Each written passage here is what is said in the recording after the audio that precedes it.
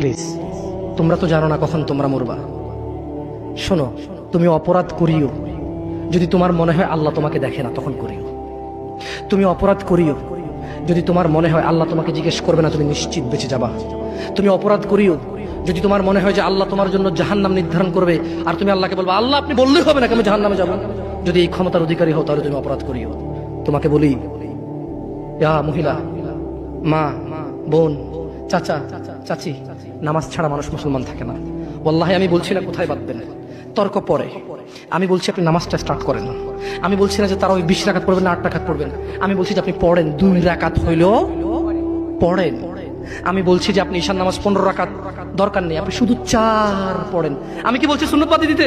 আমি বলছি যে তুমি পড়ছো না, শোনো, ভয় পেও না, ঈশান নামাজ 15 রাকাত তোমার উপরে ফরজ নয়। আমি তোমাকে না করছি না 15 রাকাত পড়তে, আমি বলছি যে তুমি নামাজই পড়ো না, 4 পড়ো।